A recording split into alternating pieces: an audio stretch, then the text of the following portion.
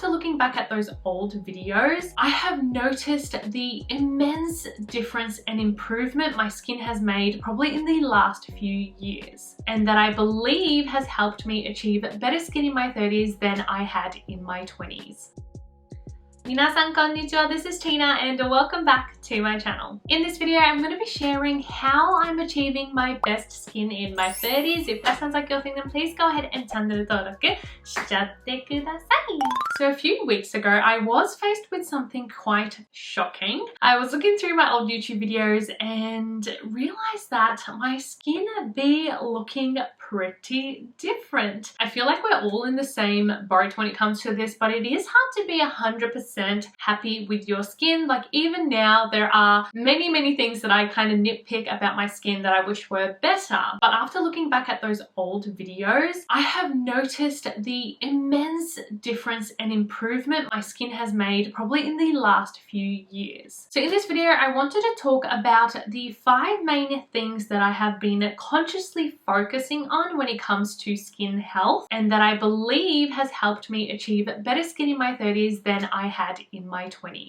So before we get into what those 5 things are, let's talk a little bit about my kind of skin background and history. So FYI, I turned 31 this year. Yes, I'm a 93 baby. And it was probably around 15-16 years old when I started getting into makeup skincare, because my first job was working at Priceline, which is essentially like a drugstore pharmacy in Australia. I generally did have normal skin from what I can remember. It did lean a little bit more like combo when I was younger, and the worst kind of period from memory that I suffered from breakouts was actually when I was in university. So it was my early 20s that I got more like acne than when I was in my teens. Now I definitely have dry skin since I never really had excessively oily or acne prone skin, and I do generally live in a drier climate. I have never had any procedures done like filler, Botox, and etc. I don't think there's anything wrong with getting it done. I'm just like kind of scared, and it has never really been part of the beauty culture that I'm used to. Like in Japan, it's still not very common. All of my close friends and family around me, like I do not know anyone who's had any of it done. So naturally, I just was never interested, I guess. I've also had no like skin treatments like laser or extractions. Honestly, I think I've barely even had a facial. I think I've had 2 in my entire life. That's just me. That's my skin history. I'm definitely not going to deny genetics, but generally speaking, this has just been built from diligent skincare routines. Now, I do have to mention that the following tips are what I think worked for me, but it is really hard to know exactly what is doing the heavy lifting, especially over a really long period of time. But these are the things that I kind of changed or focused on towards the end of my 20s going into 30s, so probably about the last 3 to 5 years, aka when I saw the biggest difference in my skin. Alright, the first thing I'm mentioning is probably the #1 thing that has changed the most in the last 4 to 5 years, and it is staying out of the sun. Now this one is a lot easier said than done, but recently it got me thinking because I had a comment on a video where someone said like, your videos from years back, you have way more tan skin. Does that mean that Asian skincare has skin bleaching properties? Is that why you're paler now? No, that is definitely not the reason to why I am paler now, but simply I spend way less time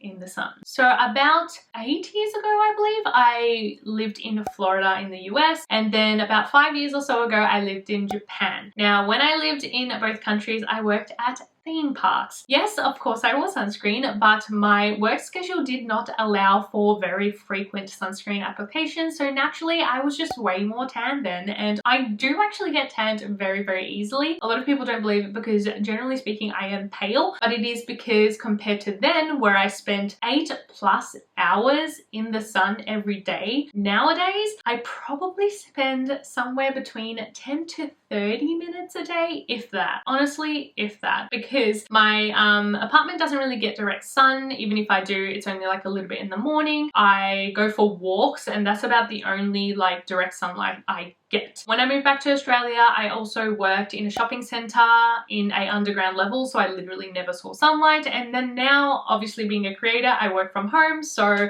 I'm mostly indoors, not seeing the sun. Hence why I have just gotten paler over time compared to say 5 or so years ago. I know you've all heard that sun protection is really, really important, and that basically anything else you do is pointless if you're not protecting your skin from the sun. And from personal experience, like, I just have to agree. If you can avoid prolonged periods in the sun, try to, and if you can't, obviously protect your sun by wearing sunscreen, hats, and etc. whenever you can. Number 2 is focusing on hydration. I feel like this is something that's become a little bit more mainstream in recent times when it comes to skincare, but it is something that has been focused on for literally forever in Asian beauty. Hydration, hydration, hydration. Your skin does naturally need a good balance between the hydration, water, and the moisture oil in your skin to achieve just overall healthy skin and to keep a strong skin barrier. Having dehydrated skin can actually cause your skin to produce more oil or less oil, so you will end up with oilier or drier skin if you do not balance out that hydration. So as much as moisturizing is important, so is hydration. And the easiest way to achieve this is using hydrating toners. I will never shut up about toners and essences. They are literally my favorite category in skincare, and probably one of the first skincare products I ever tried, which I feel like is pretty rare because I feel like most people do like cleanser and moisturizer first, but it has such a big focus in Japan that naturally when I started getting into skincare, toners or keshosu as they call it in Japan was the first thing I reached for. I mean, I still remember the Biore toner that I used like core memory, and I feel like I have converted so many people into using toners and focusing on hydration, and they've all told me that it really did make a huge difference for their skin. Hydrated skin equals healthier skin environment, so it is going to help with your skin feeling softer, look brighter, less fine lines and wrinkles, even help with skin texture in your pores, like it's going to plump those out. Also, your skin will like naturally heal quicker after breakouts. Try it please if you haven't already. I will definitely leave some of my favorite toners for each skin type in the description so you guys can find them there. Number 3 is to add a antioxidant serum to your routine. Basically, no matter what other products I use, I will always have an antioxidant serum in my routine. And when I say always, I mean always. Like, even if I don't have any specific hyperpigmentation I'm working on, but especially if I did break out and have some acne scarring and stuff,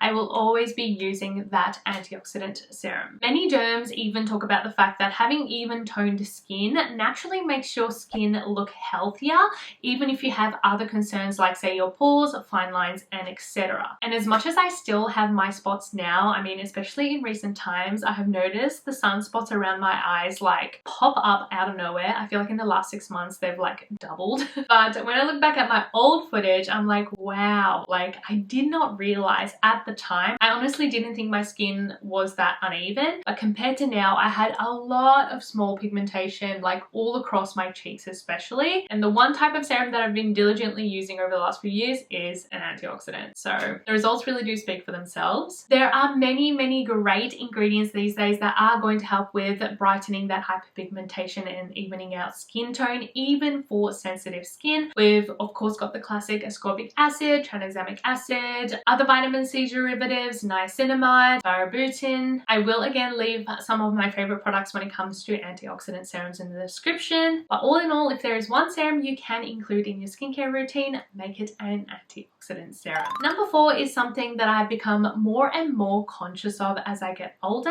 Listen to your skin. So this one is probably like the hardest thing to do in terms of advice because it really does take practice, experience, and time. But your skin will talk to you, so you need to listen. Basically, what I'm saying is that your skin isn't always going to respond in the exact same way to the exact same products. No, it doesn't mean that you should be switching up your products all of the time, but for example, if your skin is feeling irritated, use lesser and gentler products. If your skin is feeling oilier in the summer versus winter, use a more lightweight moisturizer. If your skin isn't overly rough or congested, skip that every other day exfoliant. If your skin is having a dry spell, maybe try out a sheet mask or a sleeping mask. Just like how our body and health fluctuates, so does our skin. So it's really important to notice those little differences to help you maintain the best health for your skin. Unfortunately, there's not one method or one product or whatnot that I can recommend where you're going to be able to figure all of this out. That's why I said that this is going to be the hardest and it's going to take experience and time. I, being someone that has diligently been doing my skincare routine for like 10 plus years, I know what to look out for. But if you are a beginner, it's not going to come naturally. But the great thing is we have so many good resources these days with the internet. So hop on YouTube, hop on Google and search what you've been experiencing with your skin, and there's probably some good information out there, and it'll help guide you to kind of naturally learn these changes and differences in your skin. Another great thing to do is to document it, whether you write it down or film your skin. Luckily for me, since I film my skin like all of the time for making content, I have a very good log of what my skin has looked like over the years. But yeah, just do it for your own personal gain, and you'll probably be like me, look back a few years and be like, wow, like my skin really has improved. So number 5, the last tip I have, which is probably going to be kind of like the most controversial. I don't know if controversial is the right word, but it is inner health. Inner health has always been a hot topic in Asian beauty, and obviously there is no denying that eating healthier and having a healthier lifestyle is going to help achieve healthier skin. And it doesn't have to be extreme. Like, there's a lot of health nut people out there. Good for you. I wish I could be more that way, but I'm just not. But it does help being a bit more aware of what you're putting inside your body and how you are kind of living. I personally do not smoke. I do not drink excessively, and I feel like I generally eat healthy. Not gonna lie, I definitely still eat my takeout, but I do generally like to cook my own food. So 6 days a week I'm cooking at home and eating generally healthy. Anyways, we all know this, so I feel like I don't need to blabber on about it. But in terms of taking supplements and vitamins, about 4 years ago was when I diligently started taking vitamins and supplements. I never used to take anything, if I'm totally honest. Since living with Logan, he got me onto taking supplements, and I have tried lots of different ones over the last few years, and it is again hard to tell what's working or not. But I do want to mention the few that I have constantly been taking now for probably like minimum 1 year, others probably a few years now. First is vitamin C. I mean, kind of goes hand in hand with the serum topic, but vitamin C is good to even apply topically to your skin, but it is also great to consume for your health as well. It's been known to help with your immune system, cardiovascular disease, prenatal health, and etc. So I feel like it is something that you just can't really go wrong with, and has been proven that it is really good for your health. The second is fish oil. So the omega-3 fats, EPA and DHA in fish oil is really, really good for your health, and Japanese people, one of the healthiest people in the world, I guess you could say, they eat fish almost every single day. And I really wish I could, because I love seafood, I love fish. Whenever I go back to Japan, I eat it like pretty much every single day. But it is hard to get good, fresh, and a good variety fish in Australia, and it's really quite expensive. So I just can't kind of afford to be eating it all of the time to take in that nutrients. So I do rely on my fish oil supplements. It is said to be great for heart and eye health, helps with inflammation, which is huge, and that actually does directly affect our skin, and also help with high blood pressure. So yeah, I've been taking fish oil for a few years now. Last one, which is something that has only been in my kind of routine for the last year or so, but I feel like it's made a huge difference, is probiotics. I have talked about it in the past, but I do actually think gut health can have pretty significant effects on your skin health. And if we again go back to the Japanese diet, many foods that include probiotics are consumed on the daily, like natto, miso, yakult, and etc. But again, it can be harder to get all of those things here in Australia, so I have been taking this one supplement, Matsukio Intestinal Regulator, for over a year now, and as you can see, I have been very diligent and consistent with it. I've gone through many already, and it is something that I always stock up on whenever I go back to Japan. Since taking probiotics, I feel like I definitely deal with less stomach issues like bloating, gas, and etc. Just having that healthier gut environment is going to directly affect your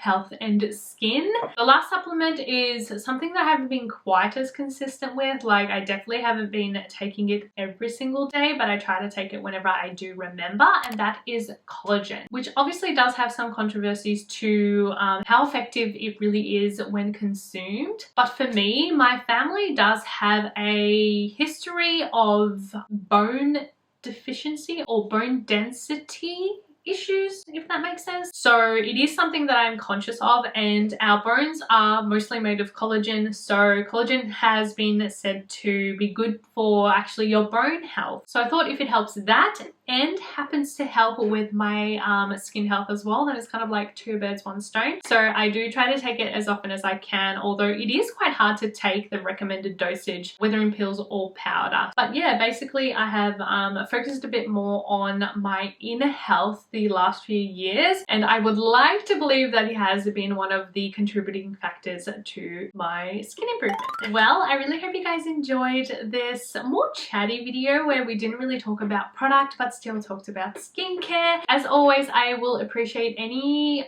video suggestions that you might have that you want me to do in the comments. If you do have a little bit more time on your hands today, I would super appreciate it if you clicked on one of these videos to watch, and I will see you guys in the next one. Bye! Mwah!